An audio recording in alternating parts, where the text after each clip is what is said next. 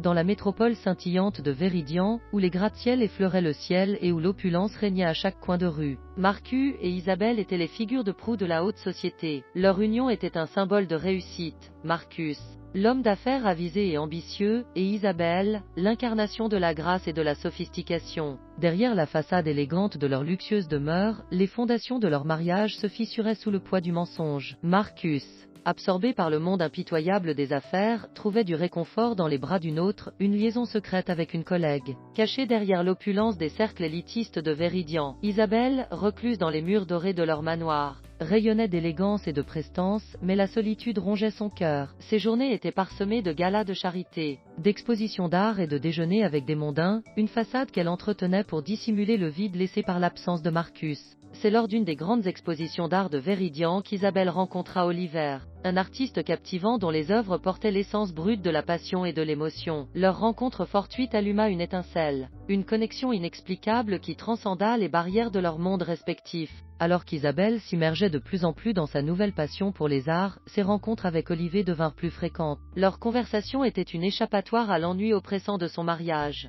alimentant un amour enivrant qui fleurissait dans le cadre vibrant de la culture de Véridian. Pendant ce temps, l'affaire clandestine de Marcus continuait sans entrave, protégé par le voile de sa réussite professionnelle. Aveuglé par ses propres mensonges, il restait pris au piège dans sa propre toile de tromperie, ignorant la tempête qui grondait dans les murs de sa demeure. Le cœur d'Isabelle était déchiré entre une loyauté envers son mariage et l'amour naissant qu'elle ressentait pour Olivier. Pourtant, alors que les murmures de l'infidélité de Marcus lui parvenaient par les potins des élites de Véridian, une tempête d'émotions contradictoires, colère, douleur et trahison, grondait en elle. Déterminée à démasquer l'infidélité de Marcus et à retrouver sa dignité bafouée, Isabelle orchestra méticuleusement un spectacle, un gala extravagant qui servirait de scène à sa vengeance minutieusement planifiée. Le soir du gala arriva, la grandeur de l'événement enveloppant les élites de Véridian dans une aura enchanteresse. Vêtue d'une robe qui dégageait élégance et assurance, Isabelle était l'incarnation même de la grâce, cachant la tempête d'émotions qui grondait sous sa façade calme. Les invités affluèrent, leurs rires et leurs chuchotements remplissant l'air,